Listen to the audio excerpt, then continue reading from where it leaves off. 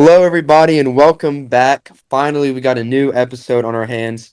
If you're new to the podcast, my name is Taylor Gottney, and I'm joined by my co-hosts Max Mesman and Reese Kinder. Recently, Playcallers won first place in podcasting at the Alabama Media Professionals branch of the NFPW Award Show. Also, Max and I won a scholarship for getting first place in the entire award show with the highest score in a submission. Reese, of course, was in that category, but not a high school senior, so cannot get the scholarship. But you're getting into an amazing podcast with lots of hard work put into it from all three of us, so enjoy this episode. You're listening to Playcallers. New episodes dropping every Tuesday at 3:30 p.m. Central Time. Available to stream across all platforms. Also, be sure to check out the Tiger's Den podcast. New episodes dropping every Monday at 3:30 p.m. Central Time. Available to stream across all platforms.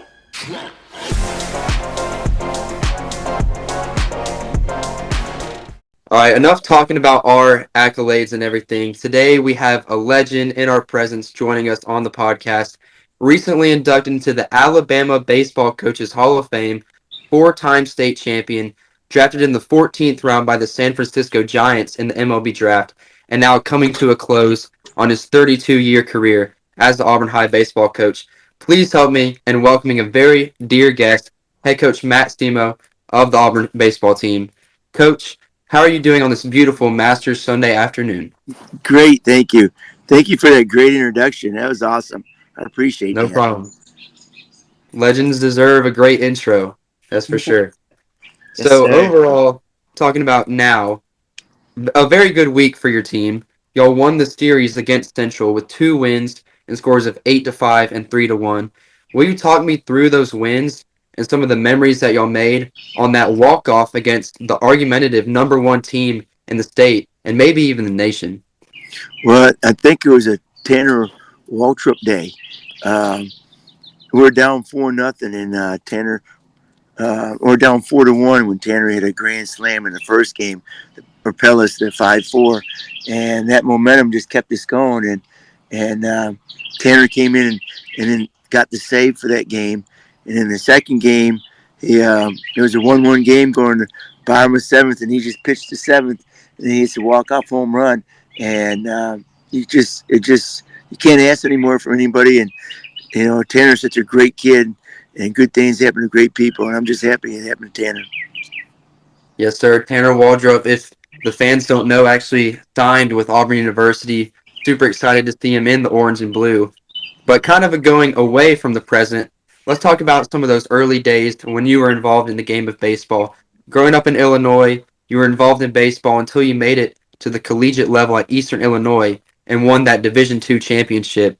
What does that high school and college experience at some of the top levels in that level not only affect your coaching methods, but also the advice to your guys when they want to make that jump to the collegiate level? Well, I've had some really good coaches in my life, and my college coach was probably one of the best coaches I've ever had. And he taught us that the little things, the more little things you do, the more things that you're going to have success in. And that's what I think if our kids do. If they get better at throwing and catching, if they get better at hitting, just keep doing the little things, and they'll keep giving you a chance to play on it and keep going into the next level. Yes, sir. And talking about that next level, how special is it every year to see your players make it to these collegiate levels playing baseball? And how proud of a coach are you of the people that they become past that level? Well, I'm so lucky to be at Auburn High School. We were blessed with great kids and a great school and a great community. And these kids, I'm just lucky I get to coach great kids and kids who want to get better and want to thrive in the game of baseball. And I'm just lucky to be a part of their lives. Yes, sir. That's awesome. I know that all the baseball players, I actually share an economics class with Jackson Mangum and Braden Fox, and they just talk about how amazing the brotherhood on the baseball team is. I'm actually kind of jealous that they get to experience that. But talking about some players that you've had in the past, could you list some of those players that you had the most memories with, or the teams that you had a special bond with that made it super far, maybe even to the collegiate level? Well, I've had tons of players and tons of memories, and it's hard to just pick out a few Probably the most treasure ones I had were in 2009 and 2008 or 2009, 2010 when my son was on the team and we went back to back state championships. And those things, I'll never forget those. And he went on to play at Auburn and then he went to UAH. But that was probably my most treasured thing, coaching my son and winning the state championship with him. Yes, sir. It's really special to see that father-son bond on the baseball field. We actually interviewed Coach Brandt a few episodes ago, and his answer was very similar. Loves coaching his son and loves coaching these players. Thanks, Coach. I'm gonna move it on to Max Mesman. Okay. How's it going today, Coach? Great. Glad to have you on the show. Thanks for having me. Oh, and it's always a pleasure to get, knowledgeable coaches like you. And obviously, the news broke out, on Thursday about you announcing your retirement. Very, special day. One of the most legendary coaches in all of Auburn High School history. If y'all are listening to this podcast, viewers, listeners, this guy, 32 years. I know Taylor did a little bit of an intro on it. Really good job by him discussing some of your accolades. I mean, like you said, 4-time state champ winner. Recently in 2021, 2018, 2009, 2010. In 2021, you were inducted into the Alabama Baseball Coaches Association Hall of Fame. But, you announced your retirement on Thursday. I messaged you on Wednesday discussing this podcast or getting you onto the show. So we're not, for listeners out there, we're not just trying to do this just because Coach Cimo is retiring. It's because this guy is a living legend for Auburn baseball, and y'all are actually getting ready for y'all's last regular season series against Opelika, and then going on into the postseason. What is the team's mindset going up against the Bulldogs? Well, I'm pretty sure they're going to be pretty focused, and they know how important every pitch and every out and every inning is. So as long as they stay focused on that, we'll be all right, I think. Yes, sir. And then, like Taylor said, I mean, coming off the big series win against the Red Devils, I mean, the team that has really just been destroying other teams all season, but y'all are able to get series win on a doubleheader this past Friday. But I want to look back on your career so far. What have been some of your favorite moments coaching the Auburn High Tigers as their head coach? Well, this past Friday was one of my favorite moments. That was a great win at our place in front of our fans, and that was a great win. I mean, I've had so many great memories, and I mean, even when the seasons we weren't successful, I've had so many great friends. People don't understand. Everybody says that I teach kids so much, but really, you guys, the players, teach us coaches so much more about our lives than they realize. And to me, that's so important. That's awesome. I mean, looking at how you coach the guys, I mean, I've seen a couple of baseball practices. I've actually been out and watched some of y'all's practices and some of y'all's games, and just seeing how you've go about your business and talk to the players like their family is very special to see. I just want to ask real quick, when you were hired to be the Auburn High School baseball coach in 1992, did you expect to see this level of success over the past 32 years, seeing all these accolades that you have gotten? Not at all. I had no idea what I was getting into. It was my first coaching job I ever had, and I had no idea. And I didn't realize how much I didn't know about baseball until I started coaching baseball. And so it's been a long run, and I've had great assistance. I mean, Tommy Carter's been with me 27 years as my pitching coach, and Josh Cumberland's been with me 20 years. So that helps when you got a loyal and dedicated staff. That helps you, in your program. Yes, sir. I mean, I know actually recognize some of those names, Coach Carter, Coach PE, for me, PE coach, but also great pitching coach for you the past 27 years. And then on a bit of a little more of a somber note, this will be your last senior class here at Auburn High School. What does this 2024 senior class mean to you, and what makes them a special bunch of guys to coach? Well, I think they're very good kids, and they're good leaders. And Henry, a couple of them, Henry and Tanner's been with me 4 years now, so that's going to have a lot of memories. It's just these guys will probably be one of the lasting memories I have since it'll be my last season, and I'm just so proud to ride this ship with them.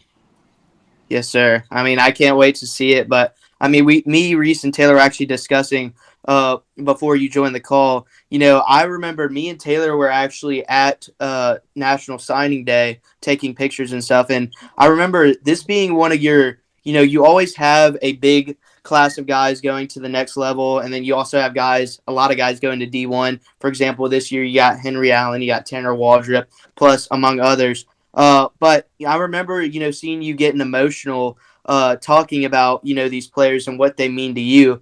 And I mean, it just shows that, your bond with these players that you have is just more than the game of baseball. It's life, and it's, getting to know them on a personal level. But looking towards the rest of the season, you got, like I already said in the opening, you got the Opelika Bulldogs coming up. And then, you got playoffs afterwards. Last year, obviously didn't go as well as y'all would have hoped. 2021, last time y'all won the state championship. But how could you describe the hunger that this team has to try and repeat what y'all did in 2021 this year in 2024?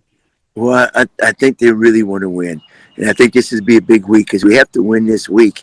We have to beat Opelika to get in the playoffs. So I think these guys just want to keep going, and they're starting to feel how important each game is and each pitch is, and they're all their level of concentration is getting to the point where it's really good for us, and they're all getting together, playing together, and they're all having fun.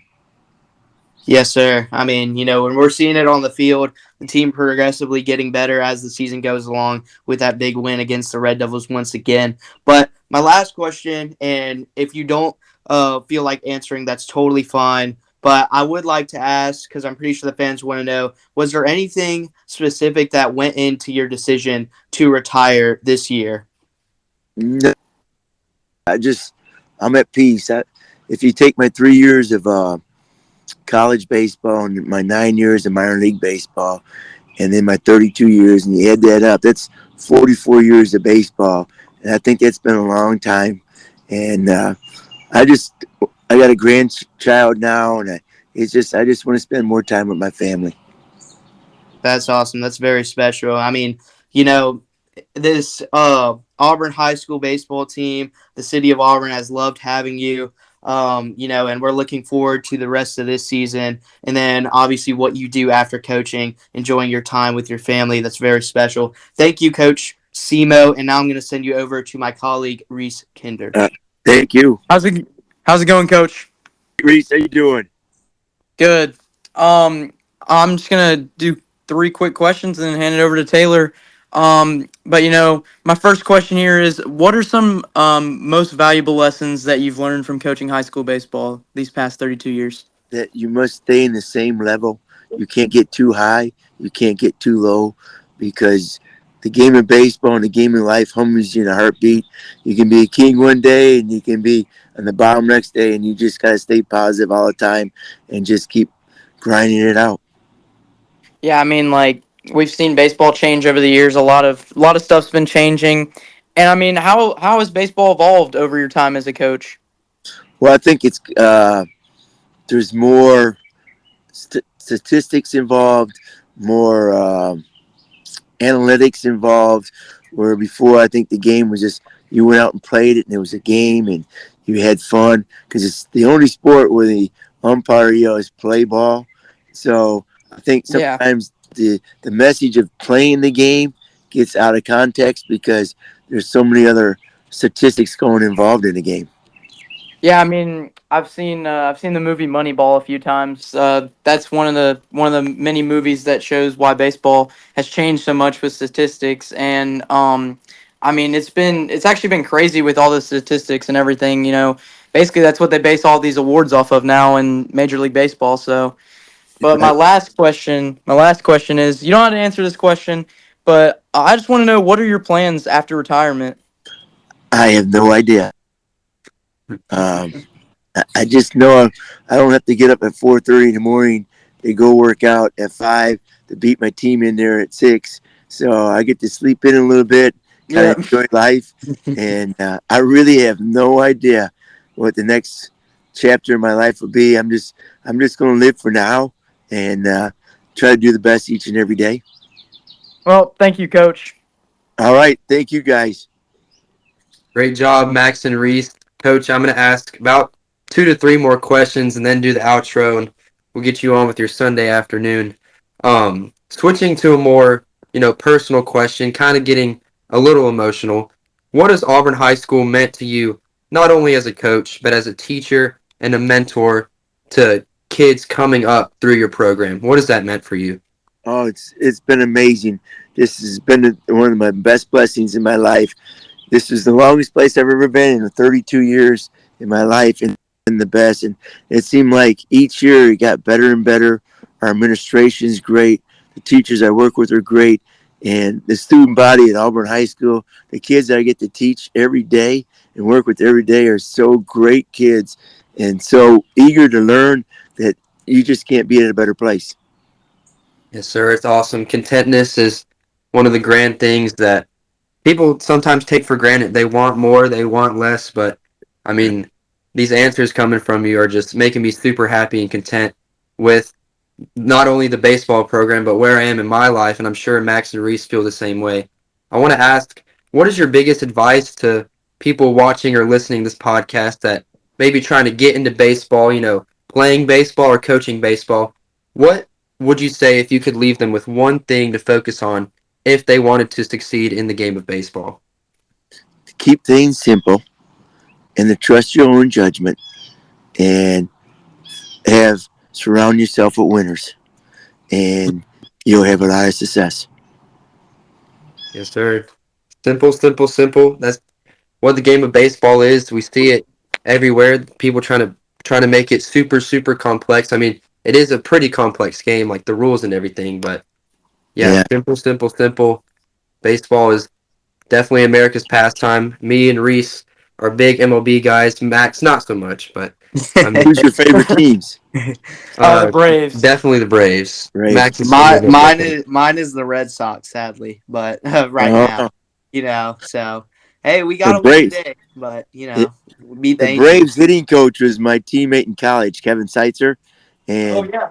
he came and talked to the kids before the season started and brought his World Series ring in, and it has 715 diamonds. That's how many home runs Hank Aaron hit in the ring, Wow. and Yeah, no, it, that ring, I actually got to see the replica ring of it, and it was a really nice ring.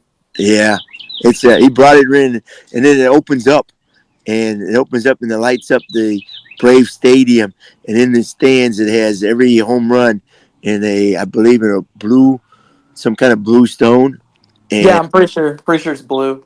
yeah, it's really cool ring.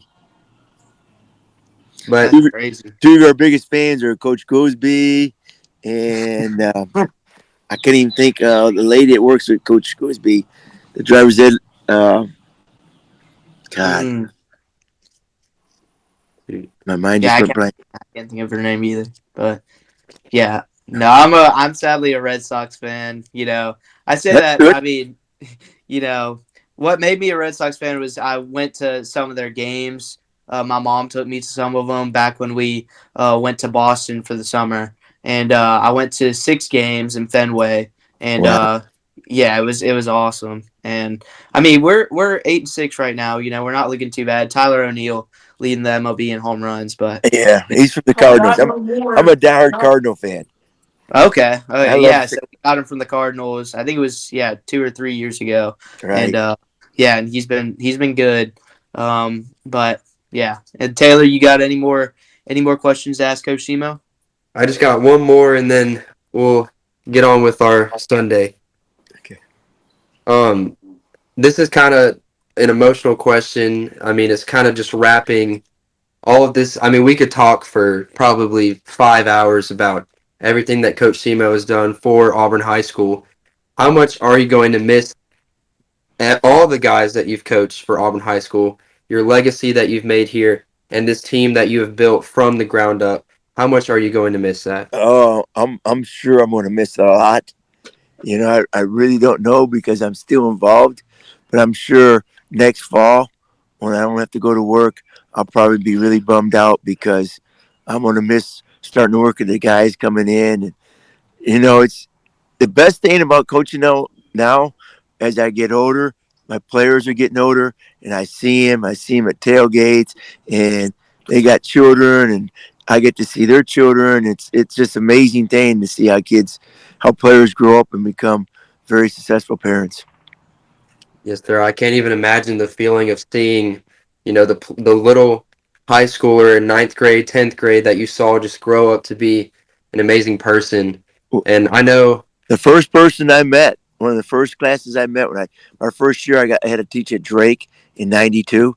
The fifth grade class, there's a young man in there, Trent Wilson, who ended up playing baseball for me, and was our starting quarterback. And went to Auburn University and played, and became a doctor, and just did both and replaced both my knees. So, Oh wow. that was quite awesome. Yeah, that's insane. I mean, how it comes full circle, really. Yes, Yeah. it does. That's awesome. Before we let Coach Cimo get on with the rest of his Sunday, this has been a very special episode with him, but I'd like to introduce our sounds of the game. We haven't done this in a while because we haven't really done a show in a while, but we got a lot of soccer interviews, including some of the El Champ and Royal Robe winners for the women's and men's teams, as well as Coach Ferguson. We got a bunch of Coach Ferguson interviews from big games such as the Oak Mountain game, Central game, and other games. All of that is coming up right now. I'm back here with Coach Bill Ferguson for the Auburn Tigers. Now, Coach, your team is winning by 4 points, and Harrison Co. is 0 points. Now, it's a pretty high-scoring game. Your team is playing some really good ball right now. But what's been going well for your team this half? Yeah, I mean, the guys are just being clinical. They're finding players to open space, sharing the ball, and finishing when we have the opportunity. Set pieces are good, and when we're in and around the net, we've been dangerous. So it's been fun to watch. All right, and my final question is, could you give us an update on Cohen Park's status? Yeah, he got kind of what we call dead leg or Charlie horse. He just got cleated in his quad, so he's feeling pretty sore right now. He's got some nice cleat marks that look like a tattoo on his leg. He's going to be all right, but it definitely he's feeling it right now. All right, thank you. Thank you. I'm back here with Coach Bill Ferguson for the Auburn Tigers. Now, Coach, what was your team's best trait for this game in particular? I think we were disciplined. I think it's pretty easy to go and just be very direct, but I think we're really trying to implement things we're doing in training, slow it down, be methodical in possession, and create opportunities for multiple players on the field. So I thought they did a much better job playing into our midfield, bringing numbers in the attack. It's still an area we need to improve, but I think our discipline was the most impressive part tonight. All right, and my final question is, are there any keys in maybe your practices to setting your teams up for success during the game? Well, I think one of the keys, we try to start small fundamentally, build the skill, and then allow that to expand through our training session. So if we're working on switching the point of attack, then we'll work on the fundamentals of touch and turn, but then we're going to utilize activities and expanded activities to make sure we can see that in a match, and they did a good job of that tonight. All right, thank you. Absolutely. I'm here with Joel Montez, who scored a header during the game for his goal. Can you just describe what was going on in that moment, maybe what was going on through your head? I just saw my teammate better take the corner, and I saw it, and I knew instantly it was going to go in. Like, I didn't have no second thought, and that's about it. Just practice every day, and that's about it. All right, and then one more question I have for you. How important was this win for your team? It was really important. A lot of us, we're teammates, club teammates with the other team, so we just wanted to come and show we were better than our teammates. We were talking a lot of trash before the game, but we're really happy. We believed in ourselves from the beginning, and that's it. All right, good game. Congratulations. Thank you. All right, I'm back here with Coach Bill Ferguson. Now, your team is still up 4-0. I mean, it was a pretty high-scoring game, but also it was your team played a really well defense to keep the other team at 0 points. But can you tell me like some key moments during the game or some key plays that happened for your team to get this win? Yeah, I think we came out, set the tempo, scored early. I think we moved the ball really well. Obviously, Cohen's goal in the run of play was nice. Joel finishing early. I love the combination goal to get us started. With the second goal with the cross going to our freshman Knox. Eisler scored. I mean, it was just a lot of great scoring moments. So I thought second half we got to play a lot of young guys, had a lot of freshmen out there, and we still came out and had the lion's share of possession, moved the ball, and created a lot of opportunities. So that was really fun. Oh, all right. Thank you, Coach. Appreciate it. Hi, I'm here with Coach Ferguson for the Auburn High men's soccer team, and my first question is, how do you reflect on the first half here? Yeah, man, it's a great half. Honestly, this is a very good team, strong side. So we knew that they're going to be a test. I hate that the second goal got let in. You know, it's tough when you go down, the first minute to a PK, and we got to be smarter there. The second goal was very frustrating. And so now the guys just got to respond. They responded well to the first goal, and expect them the second half to go out there and play our game and put away our chances. I think we created several good looks, and if we're just a little more poised in front of the goal, I think we'll find our equalizer. All right. What do you think were the biggest mistakes of the first half? Yeah, early, the tackle early. We didn't need to make that. We just need to stand them up. We're strong, fast, capable. Just keep them standing up. We don't have to go win the ball. Obviously tracking on the second goal. Even though there was a foul on the play, I would still like us to be tracking on the second goal. So we just clean up the little stuff. Other than that, I think we're frustrating them through their possession because they're resorting to play very direct and long balls. So if we stay organized, keep them in front, I think we'll be fine. What is your game plan for the next half? Yeah, it's just to be a little more poised, man. We can really ping the ball when we choose to, as you saw on our goal. When we can really dictate tempo through possession, we're a better team. So we got to come out there and be disciplined to do that. All right, thank you. Thank you. Hi, I'm Jay Nichols, and I'm here with Destiny Zakiri. And my first question is, after the loss tonight, what are your general thoughts? To be honest, we just have to possess the ball better and find our outlets because they just took everything away from us in the middle. So the only option was to go wide, and we couldn't go wide. So if we do that, I think we either tie or we win. Okay. And what areas do you think need the most improvement for next game? For next game, definitely our attacking third, finishing the chances that we got. The missed PK could have turned the game on its heel. So it's just putting away chances that, we have. Be lethal in the box. All right, thank you. Yep. Mm-hmm. Well, if Reese and Max don't have any more questions, that's going to do it for Playcallers episode 21. Thank you, Coach Cimo, for thank you guys joining this podcast. And just a special thank you for always being a joy to be around and interview and supporting. I mean, me and Max, when we commentate these games, and Reese, we're like, oh, there's Coach Cimo up in the stands. There's Coach Cimo on the field. Just thank you for supporting every single aspect of Auburn High School as a role model and a great person, always with a smile on your face. I mean, it's really special to watch. Well, thank you. It's great to be part of Auburn High School, and I'm just lucky to be there. Thanks for listening to this week's edition of Playcallers. Be sure to check out our episodes dropping every Tuesday at 3:30 p.m. Central. Also be sure to check out our other podcast, The Tiger's Den, where we dive into the world of sports. Be sure to check out those episodes coming out every Monday at 3:30 p.m. Central. Thanks for listening.